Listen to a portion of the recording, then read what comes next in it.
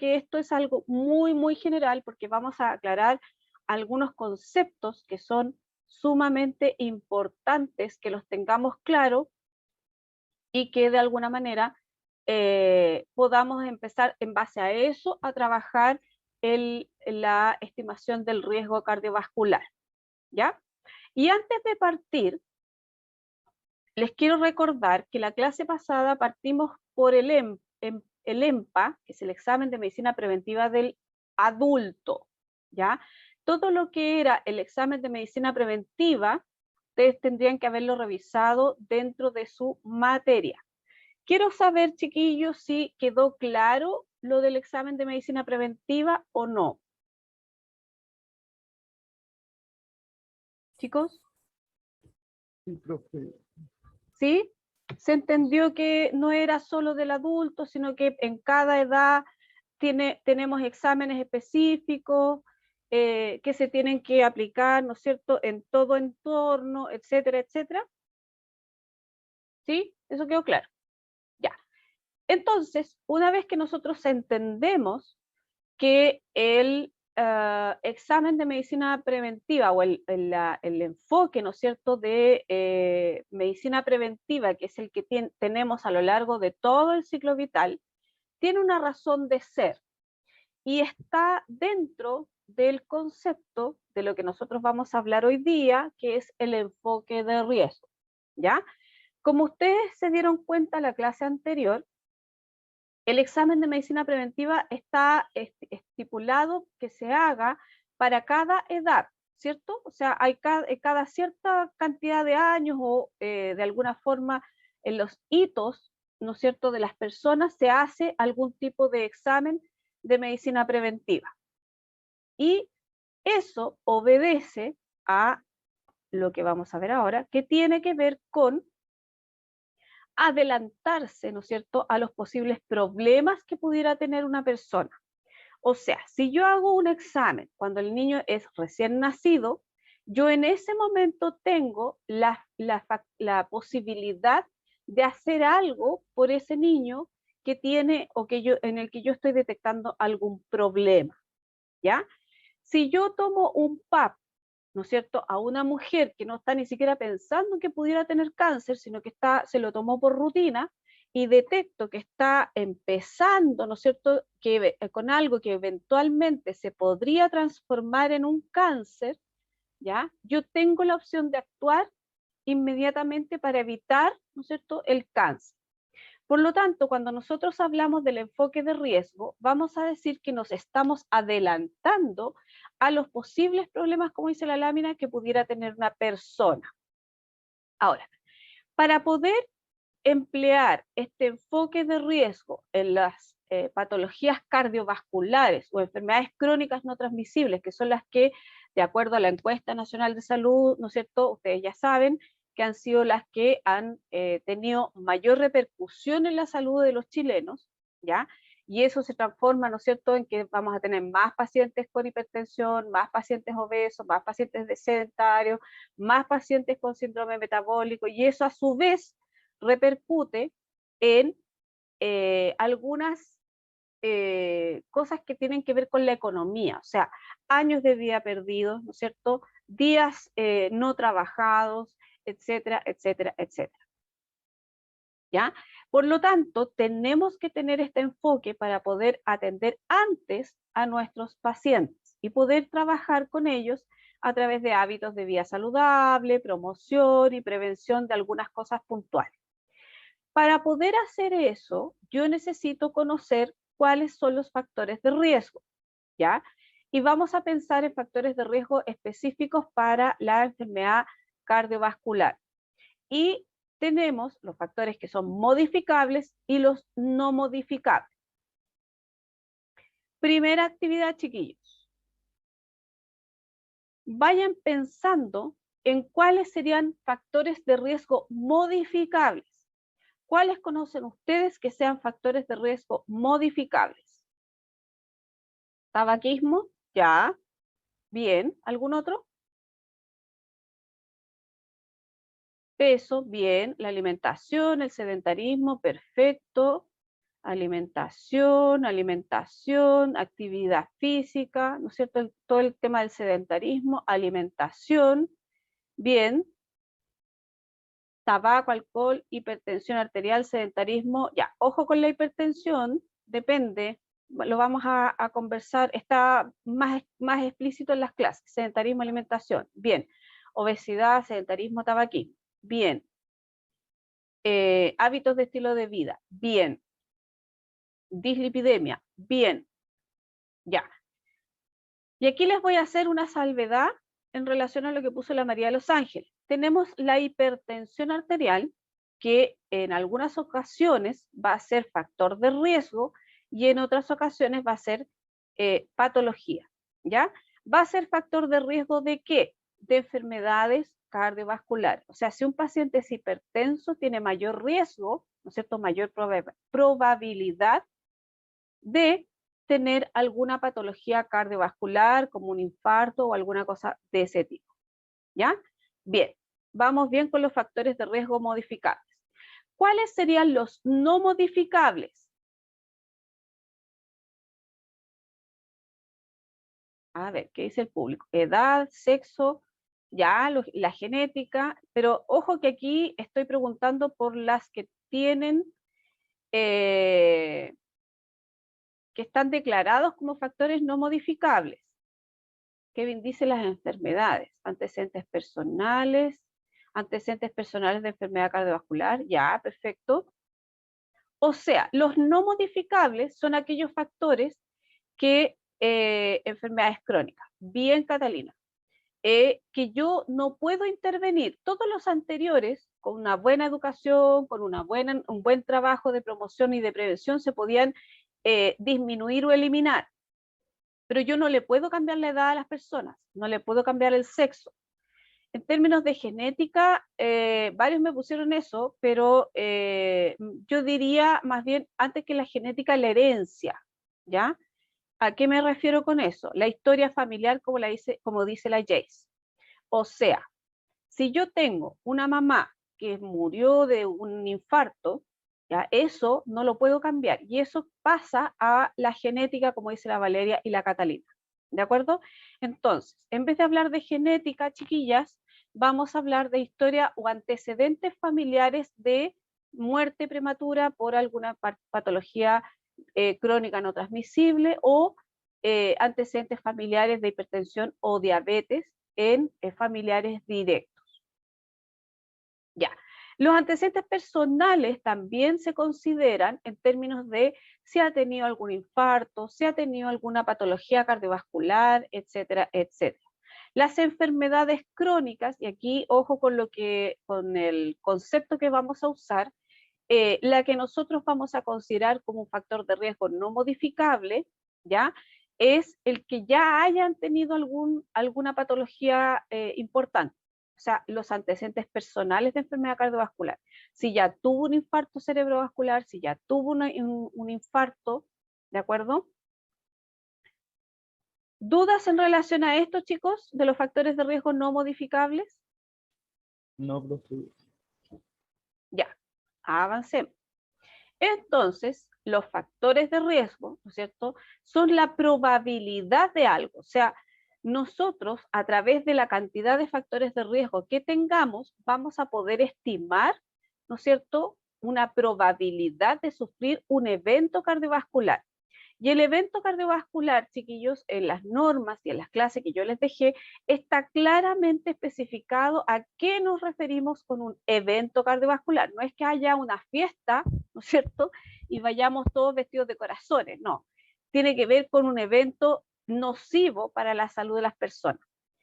¿Y se acuerdan a qué le llamábamos un evento cardiovascular? ¿A qué se le llama un evento cardiovascular, chiquillos?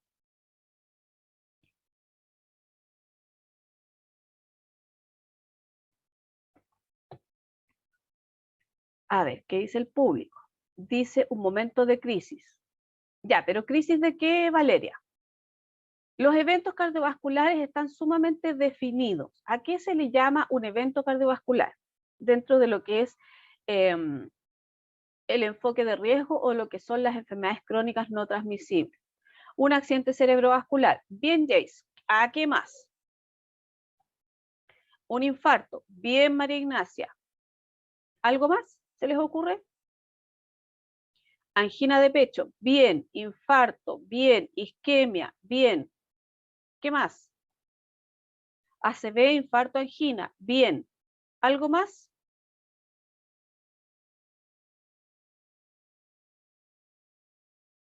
¿Algo más, chiquillas?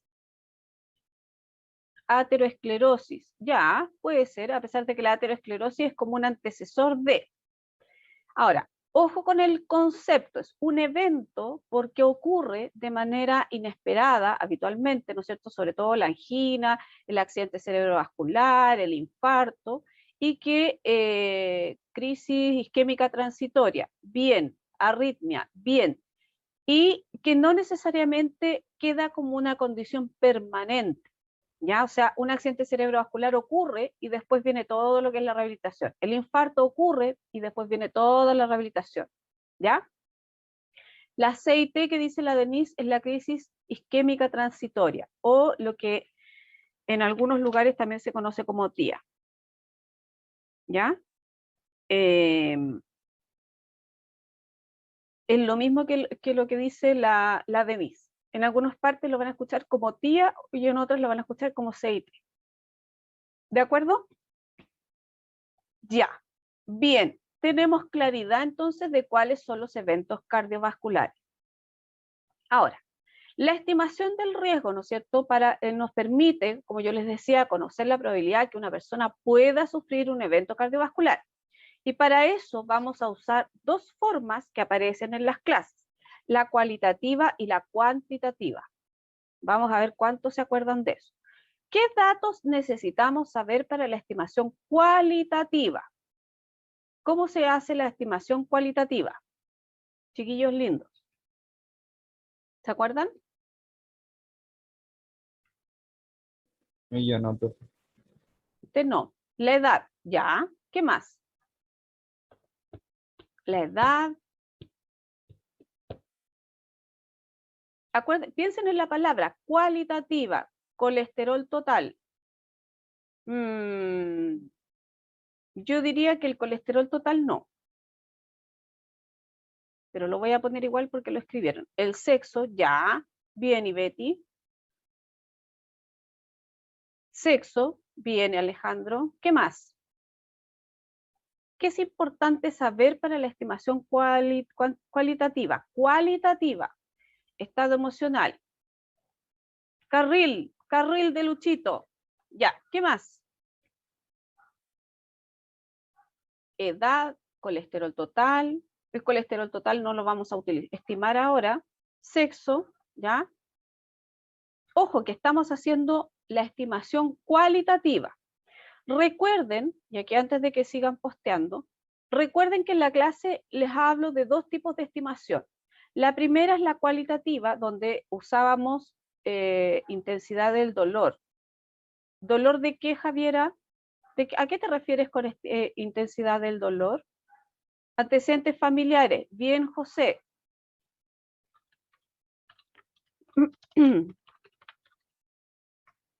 Ya, eso lo dice José. Historia personal del paciente. Ya, momento. Déjenme explicar algo, chicos. Paren de postear 2 segundos. Lo que les explico es que tenemos dos tipos de estimación. La primera es la estimación cualitativa, donde solo usamos elementos no medibles, si ustedes quieren, ¿ya? Por lo tanto, lo que nos van a interesar son los factores de riesgo que nosotros estimamos en la primera parte. ¿Se acuerdan que hablábamos de los factores de riesgo modificables y los no modificables? Por lo tanto, si nosotros tenemos muchos factores no modificables, ¿ya? Sobre todo la edad, la presencia de patologías como diabetes y la historia anterior de un evento cardiovascular, ese paciente ya tiene un riesgo máximo o un riesgo alto un riesgo alto cardiovascular, ¿ya? Si yo, por ejemplo, tengo un paciente que tiene 35 años, ¿ya?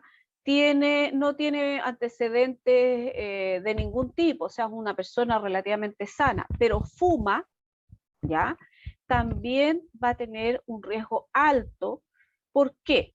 Porque de los factores de riesgo que nosotros revisamos, hay unos que son clave, ¿ya? Y que nos van a aumentar el riesgo considerablemente, porque quiere decir que ese paciente ya tiene una patita más cerca, ¿no es cierto?, del evento cardiovascular. Aunque no consideremos, como dice la María Ignacia, el colesterol total, o no consideremos el, bueno, colesterol o el valor de glicemia, que podría ser el otro elemento que podríamos haber utilizado, ¿ya? No los estamos considerando porque solo estamos estimando. ¿De acuerdo? ¿Quedó claro, chicos? Chiquillos. Sí, profe. Entonces, resumen, la estimación cualitativa, y esto está súper explicado en la clase de enfoque de riesgo,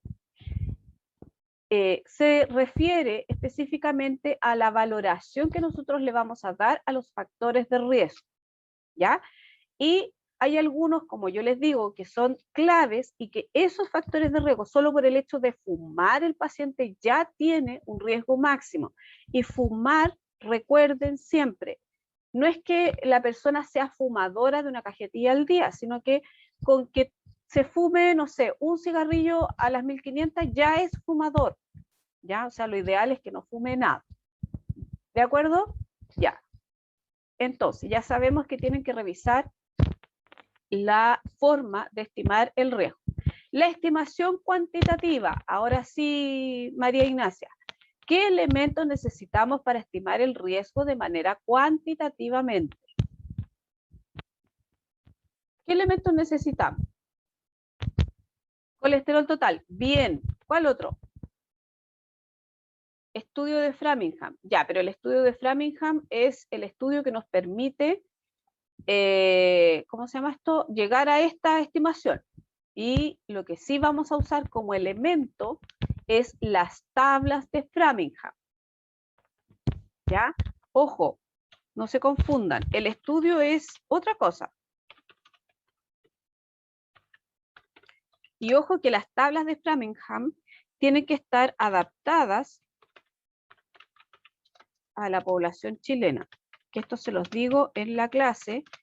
Y están adaptadas, y las que ustedes tienen son las que están la presión arterial, bien, colesterol HDL, nivel de presión arterial, bien, índice de dolor. ¿Qué dolor, Alejandro? ¿Dolor de qué? Presión arterial, consumo de tabaco, ya. Diabetes, bien. Alejandro, ¿de qué dolor me estás hablando?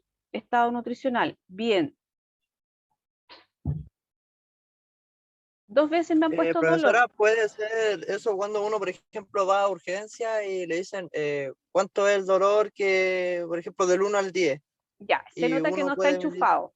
Alejandro, estamos hablando de ¿Ah? las enfermedades crónicas no transmisibles.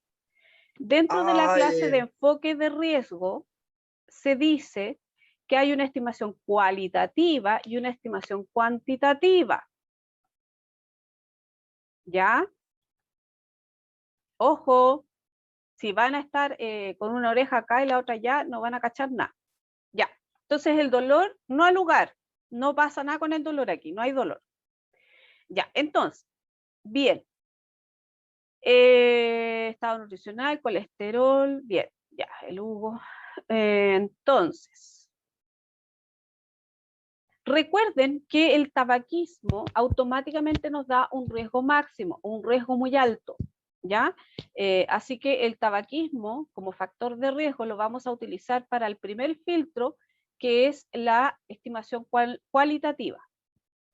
Ya, entonces, para poder evaluar cuantitativamente a las personas en base a su riesgo, vamos a usar un elemento que se llaman, que se los voy a dejar acá, las tablas están con el corazoncito, tablas de Framingham adaptadas a la población chilena. En la clase de enfoque de riesgo yo les explico de dónde salen las tablas, por qué, para qué es lo que es Framingham. No era un caballero, era un lugar, por si acaso. Y para hacer la estimación completa del riesgo cardiovascular, tenemos algunos pasos que hacer, ya que también están en la clase. Lo primero es determinar los factores de riesgo que tiene la persona. Y en función de esos factores de riesgo que tiene, ¿ya? Vamos a hacer la estimación cualitativa. Una vez que tenemos la estimación cualitativa, nos vamos a ir a la estimación cuantitativa. Y dentro de la estimación cuantitativa, como yo les decía, vamos a usar las tablas de Framingham, que nos van a pedir cierta información como el colesterol, la edad, ¿no es cierto?, el valor de presión arterial, el estado nutricional, ¿no es cierto?, si tiene la glicemia, ¿ya?, etcétera, etcétera, etcétera. Todo lo otro de consumo de alcohol, si es fumador, si, qué sé yo, bueno, el índice del dolor que pusieron acá y otras cosas más, no tienen cabida en las tablas de Framingham, ¿ya? Las tablas están en el campus para que ustedes las revisen. Revisen el procedimiento para hacer la estimación del riesgo. Ya, ahora, para ir terminando, y ustedes me dirán, profesora, ¿y no vamos a hacer ejercicios con las tablas? Sí, vamos a hacer ejercicios con las tablas, pero no hoy día, las vamos a hacer el próximo lunes, ¿ya?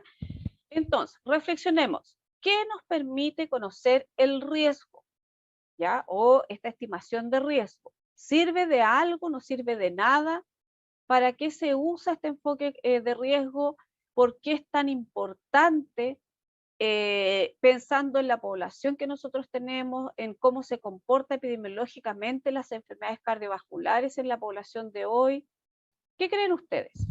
Quiero sus reflexiones, chiquillos. ¿Qué dice el público? ¿Qué dice el público? ¿A alguien se le ocurre algo? ¿Será importante o no será importante? Partamos por ahí. ¿Es importante evaluar el riesgo cardiovascular? Ya, la de María Ignacia dice adelantarse a la prevención de salud y tratar de modificar el riesgo antes de aparecer la enfermedad crónica. Ya, esa es una parte importante. José dice que sí, me imagino que dice que sí es importante. Ya, ¿qué más? ¿Qué creen ustedes que se hace cuando uno dice vamos a clasificar a este paciente como de riesgo moderado, de riesgo máximo, para ver la probabilidad si se produce una enfermedad? Ya, nos permite adelantar los problemas de salud que pueden presentar las personas, de esta manera disminuiremos la... Ya. Retrasar una patología vascular, ya, la Valeria. Bien, María Ignacia, crea los programas de salud necesarios para la población. Eso se hace, María Ignacia, con la encuesta de salud más que con el enfoque de riesgo. Ya. Ahora les voy a dar otras pistas. Antes de que sigan posteando.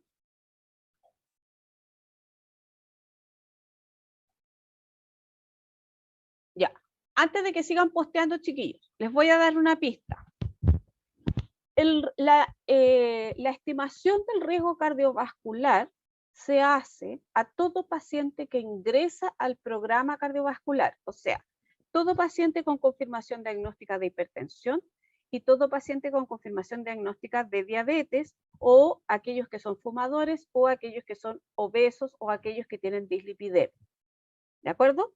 Primera pista. Segunda pista. La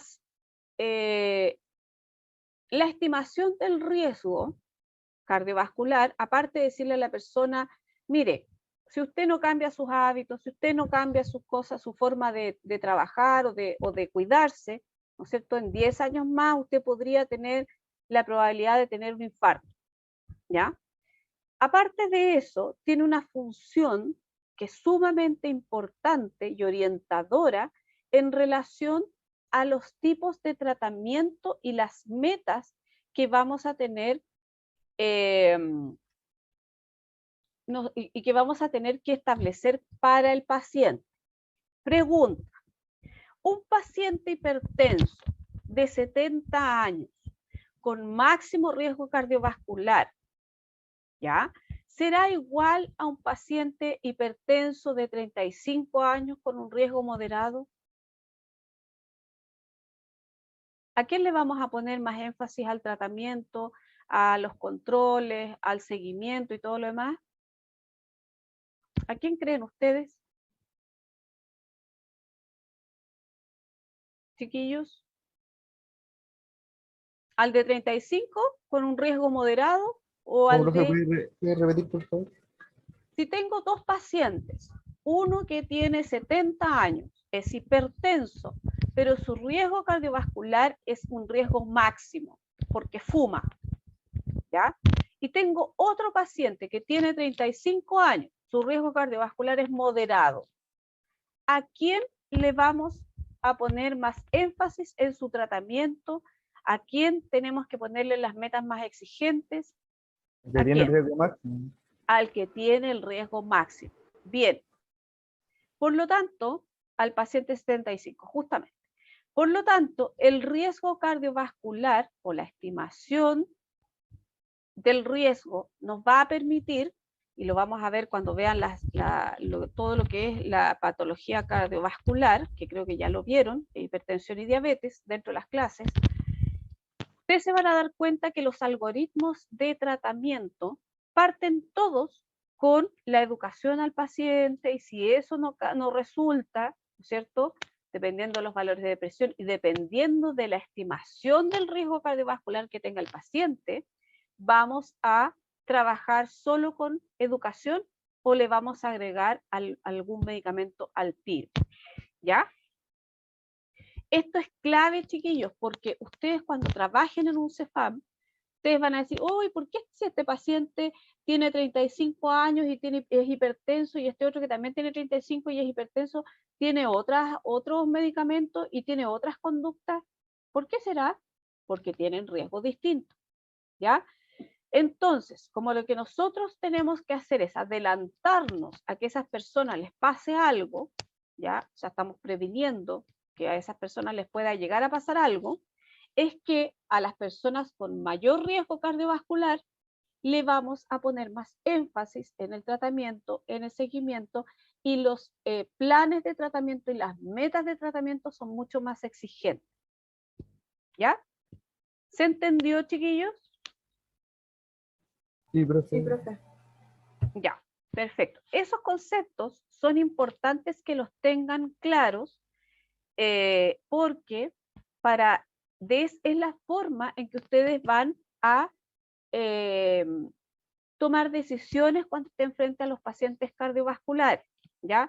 Llámese hipertenso, diabético, etcétera, etcétera, etcétera. Yo parto habitualmente con el enfoque de riesgo y después vemos todo lo que es hipertensión y diabetes, ¿ya? Para que no se sientan como que están partiendo al revés.